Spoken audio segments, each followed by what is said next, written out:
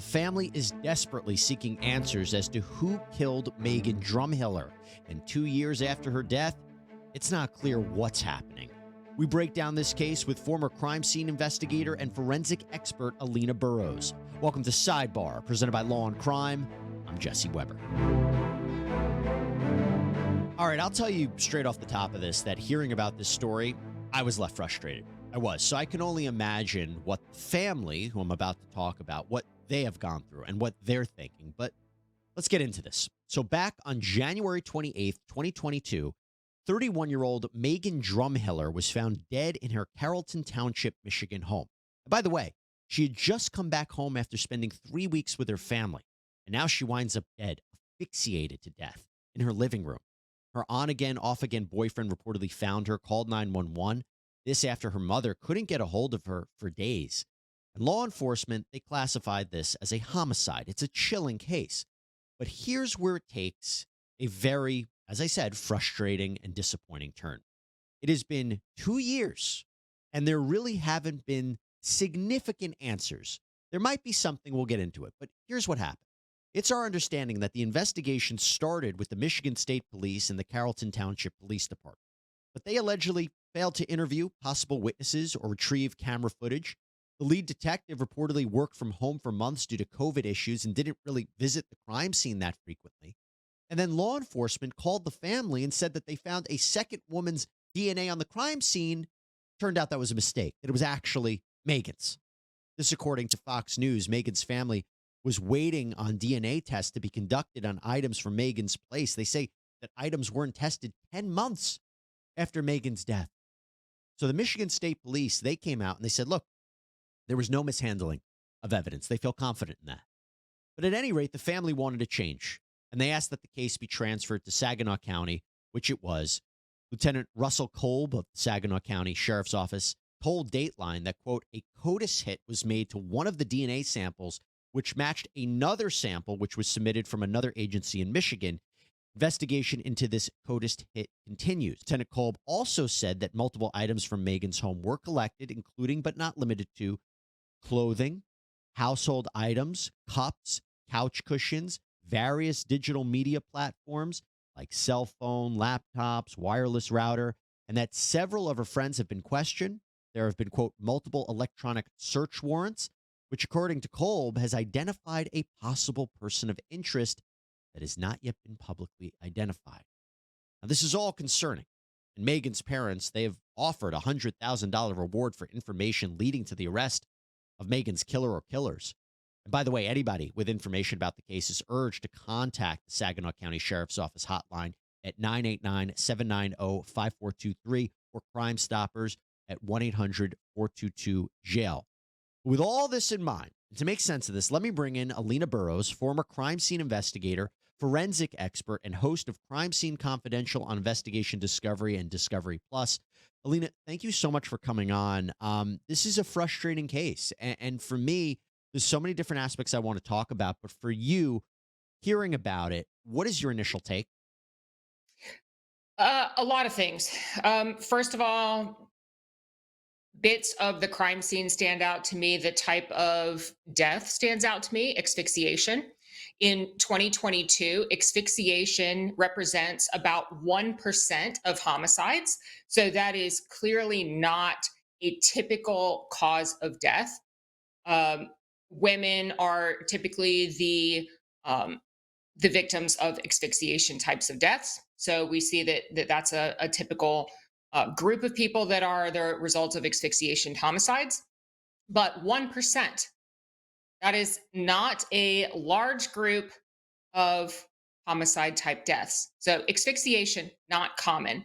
When we look at the crime scene, so we can get into the crime scene. And let's just focus on the asphyxiation for one moment. Mhm. Typically, in your experience, asphyxiation, is that done by a stranger? Is that more of a personal crime? I was just talking about this recently about a stabbing death, how that's really up close and personal. But asphyxiation, in your experience, what does that tell you?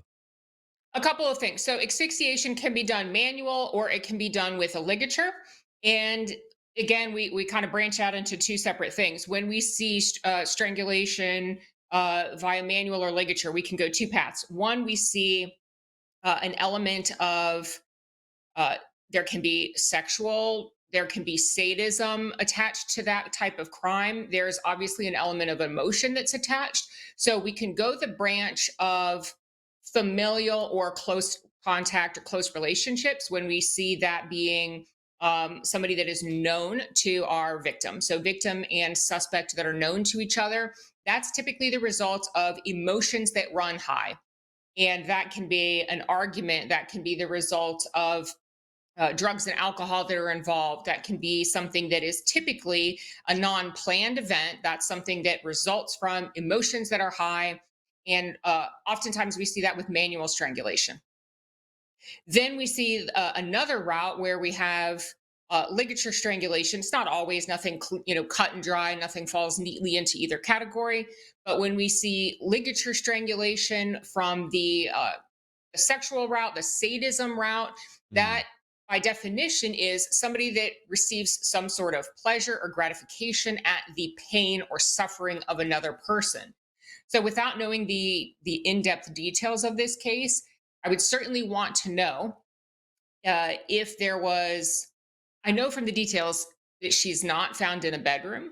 right. We want to look at the person of interest in this case, and if there is a close relationship. Is it a boyfriend? Is it an ex-boyfriend? Is this person of interest completely random to her? All of those things are pieces of information that detectives are going to be using to identify somebody. And let's talk about that. That idea about the CODIS hit. Does that give you any Right. kind of indication about the identity of this person of interest or who they might be looking at?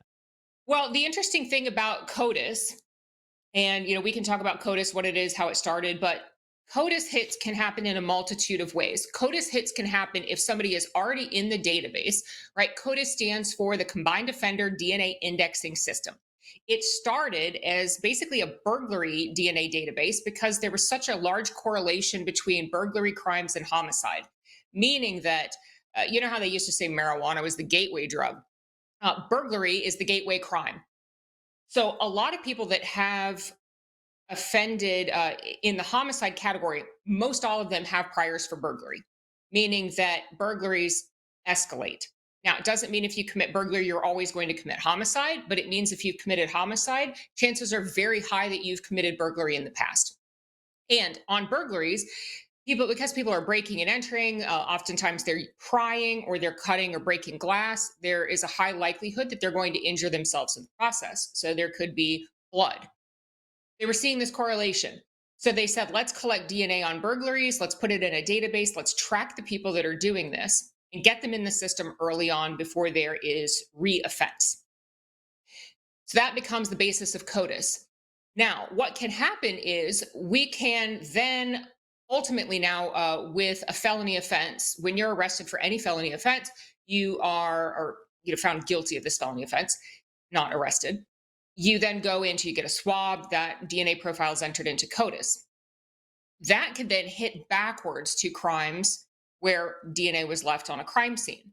So, what can happen in CODIS is when somebody is found guilty of this crime and their DNA goes into CODIS, it can hit backwards. Or if somebody has not been arrested, we can just have DNA that's been collected from a variety of different scenes, and this is unknown. Their unknown profiles are lingering in this database. And that appears to be what's happened in this case. So we have an unknown profile in CODIS from this scene that has hit or matched an unknown profile on another Michigan case. So it's not identified to our knowledge to an individual person yet, but this means that we have two cases, which has multiplied the likelihood of us having more evidence. So now instead of evidence Mm. from one case, we have evidence from two cases. Especially if they're similar, right? Especially if you're dealing with similar kinds of crimes, then we're dealing with a very interesting kind of pattern. I wanted to also talk to you, and we'll get more into the crime scene if we can, but I wanted to ask you about, are you frustrated with what you heard about the way this investigation progressed? I mentioned the idea of the family saying that it took 10 months to test some items that weren't tested. They spoke to Fox News and said that the law enforcement had apologized to them. The idea that this was a mistake about the DNA that was found, saying that there was a second female DNA at the crime scene. It turned out to be Megan's. I mean, the family, again, they spoke to media and said that there was this kind of stalling, that they never got direct answers, that they were told, only one or two items could actually be tested at a time. That is correct. What is your reaction to all of this?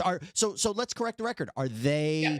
they maybe they're saying things about law enforcement that are incorrect, and maybe they're making assumptions? But walk it through what your reaction is to this. I have lots of thoughts.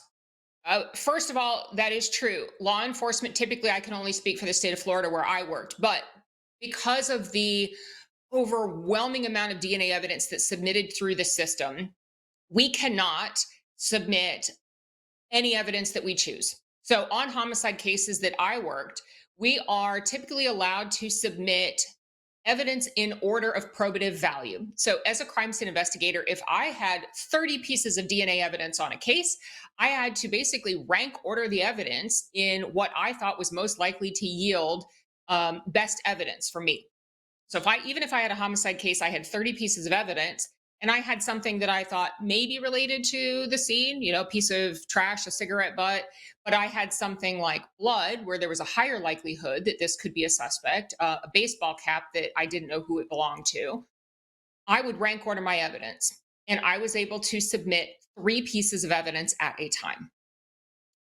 3 pieces. And then wait for those 3 pieces of evidence to come back. And if they did not yield results, then I could submit 3 pieces. Wait for those to come back, 3 pieces, and go on and on and on. And so that in that case, if I had 30, I'd have to do 10 submissions. In the meantime, I'm working other homicide cases. It's not an excuse. But that's how it happens. We are not able to submit 30 pieces of DNA evidence. Hey, everybody, I want to take a second to thank Morgan & Morgan for sponsoring today's Law and Crime YouTube takeover. Now, if you've seen our videos, you know that Morgan & Morgan is a very proud sponsor of ours here on Sidebar. I always talk about how one of the scariest things in life is if you get injured, if you get hurt. That can be such a difficult time. You may not know where to turn. You may not know how to protect your rights. Well, Morgan & Morgan, America's largest personal injury law firm, can help. What they do really well is they make the process super easy for their clients because it can all be done on your smartphone, from submitting the claim to talking to your whole legal team. It only takes a few minutes to see if you have a case, and your injury could be worth millions of dollars. You see, Morgan & Morgan, they don't settle for lowball offers. In the past couple of months, they've gotten verdicts of $12 million in Florida, $26 million in Philadelphia, and $6.8 million in New York. All of these, by the way, were significantly higher than the highest insurance offer. So if you're injured, you can start by easily submitting a claim at forthepeople.com/YouTube takeover or by dialing pound law. That's pound 529 on your phone. What about these other aspects that they didn't test the evidence for 10 months, that they made a mistake at the crime scene? Yeah. The question is, did they drop the ball? I can't answer without looking at it. Now, there's not really an excuse for calling and getting their hopes up and saying we found this other profile, because that basically what happened is, and I'm assuming here, but they had a mixed profile of DNA, and because we have victim DNA being Megan's, that is going to overwhelm any other profile, they would have to basically clean up that DNA and isolate Megan, our victims, out of that profile. And it sounds like somebody either misread that DNA report or kind of jumped the gun. And it's probably because they wanted so badly to give the family answers that they called and said, we have a female profile. It's an unknown female profile. They wanted to give them some answers. And unfortunately, it was Megan's DNA that hadn't been isolated out. Right. So they gave them false hope. And I think it likely came from a good place. They wanted to give them an answer. Sure. Law enforcement, people don't get into this job and make no money and, get PTSD and work through this and work really long hours to mess up, to provide false hope. They want to solve these cases and provide answers. So the intent, I think, was good, but you got to really double check before you make a call like that, knowing that you're going to give these families hope that this is their child, and then only to say, no, we don't really have anything for you. See, my concern also is with the idea of waiting on testing the evidence for two reasons. One, obviously, it stalls an investigation and potentially capturing who might have done this. But number Absolutely. two, the does it affect the evidence, the quality of the evidence? And number three, as a attorney, I know that if they arrest the suspect and it goes to trial, the defense attorneys are going to have a field day with the idea. Well, the case started here, then it was transferred here, the evidence was Mhm. collected here, it was moved. They could say all this idea about how it was contaminated or how it was Sure. spoiled. What do you think about that? They're going to say that anyway. Sure, but is You it know, as an valid? attorney, they're But going to is it say that valid? anyway. Is it valid based on what you're hearing? Sure. They're going to say that regardless. But, I think the evidence, whether or not it's 6 months or 10 months, the evidence, if it's collected and packaged properly, it's not a concern as to degradation in that period of time. So evidence should be good as far as that's concerned. Um, you know, I think what we have to do is look at the bigger picture of DNA backlog, right? Because that's really the concern as to why, as an investigator, I don't have the option to say, I have 6 pieces of evidence that I need to get this person, and I need these worked. Now, where I was, I could call the head of the serology department, the DNA lab, and say, I have to have these 6 pieces worked.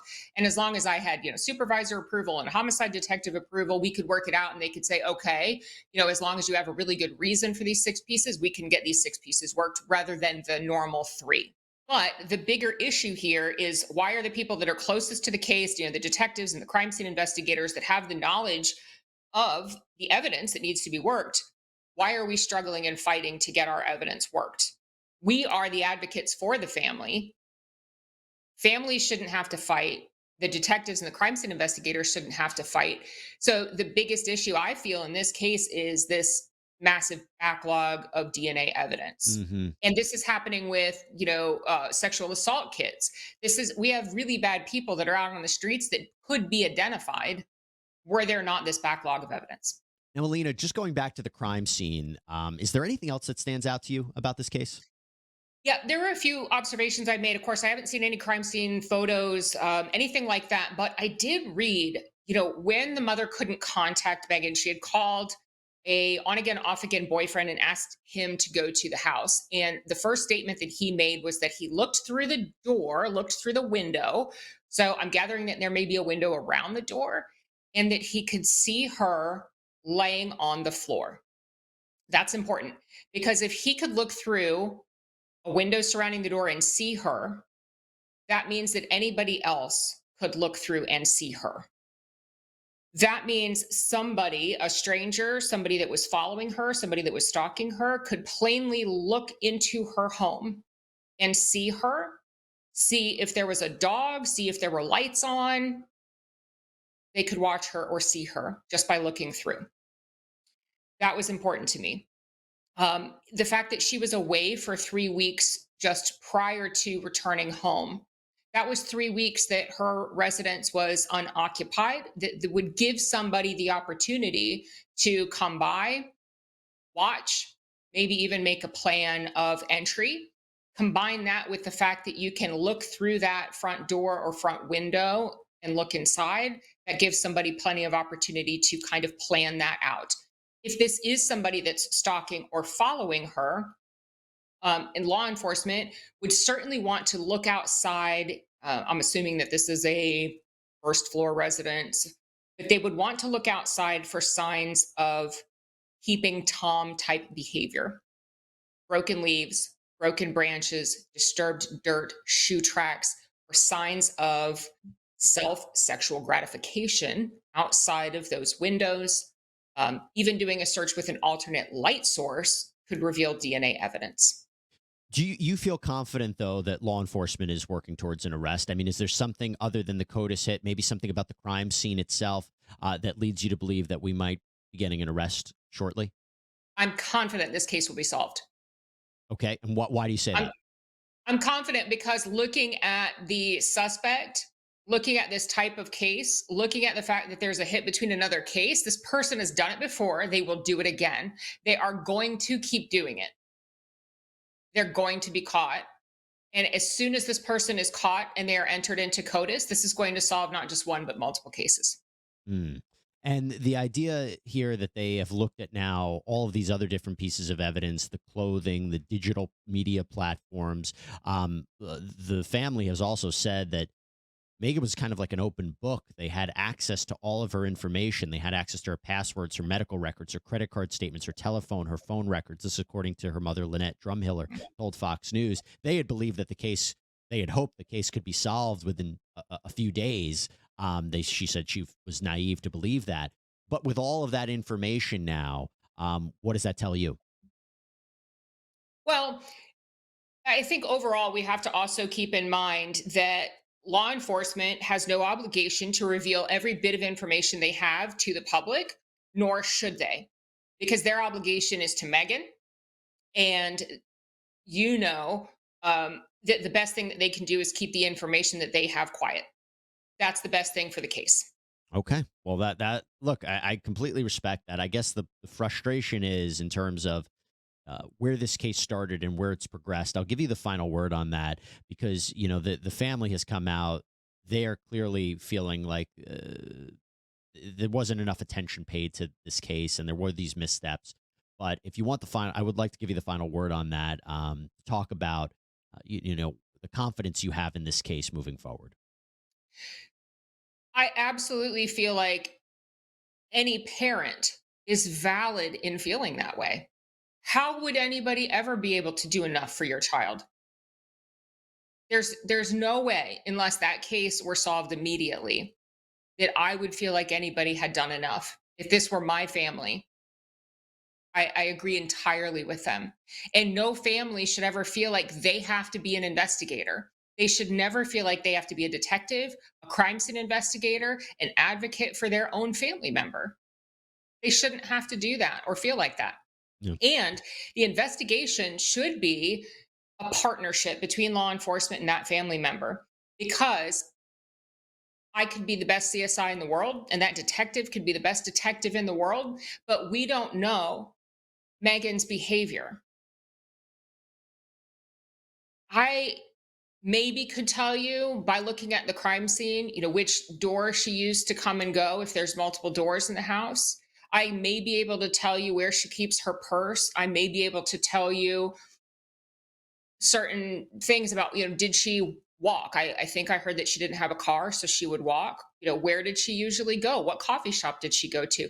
There are things that I might be able to tell you by looking at electronic evidence or receipts that I could find. But it's her family that knows her behaviors and her patterns.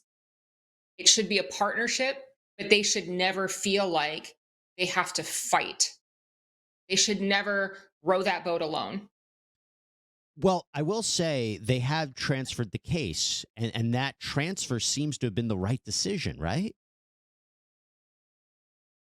It is whatever they feel like they need to do to get the attention to solve the case. Mm-hmm. Mm-hmm. And if they don't feel like they're getting the attention they do, and it's for, it's something that I think I have dealt with several families who I think frequently feel like that. And I don't know if it's because through the course of law enforcement, you feel like you have to turn off your empathy to do your job.